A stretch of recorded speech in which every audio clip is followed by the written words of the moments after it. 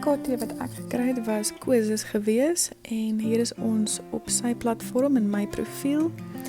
Hier is ons nou in my library. So daar is die lesplannetjie wat ek opgestel het. En quizzes is 'n leerplatform wat spel gebruik om leerinhoud vir leerders boeiend te maak. So daar is baie tydgebonde aan die vasvrae wat onderwysers kan opstel. En hier is ons nou in die les wat ek saamgestel het.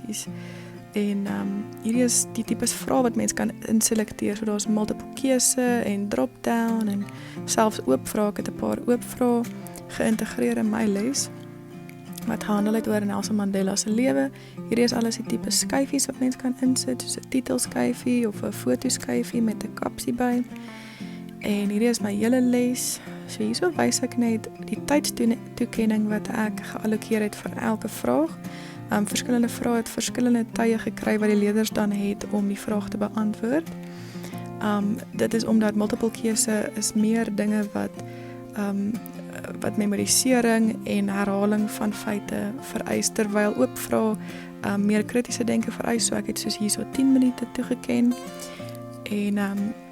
So quizzes is 'n baie lewendige platform wat onderwysers kan gebruik om foto's in te bring en video's in te bring en selfs forums, klomp tipes inhoud. En wat baie goed is van dit is hierdie library wat jy kan gaan benut om ander onderwysers se hulpmiddels en lesse te gaan kry, wat jy dan ook kan gebruik, gedeeltes van dit.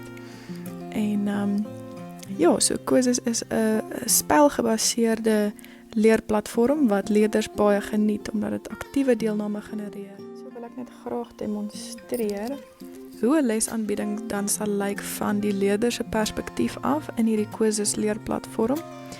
So hierso gaan ek nou 'n demonstrasie wys. Ek gaan die les begin en speel van die leerder se perspektief af. So ja, hier begin hy nou, baie kleurvol, baie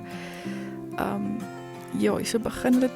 Die leerders kan eers begin deur 'n quiz te voltooi, deur hulle breine wakker te maak en daar staan die leesstuk.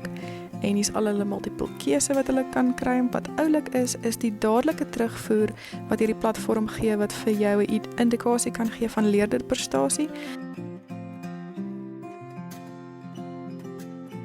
Van hoeveel van die leerders uit die klas uit die antwoorde korrek gekry het, en jy kan selfs gaan kyk na hulle oop vrae ook. So jy kan dan 'n mooi uiteensetting kry van hoe jou leerders vorder.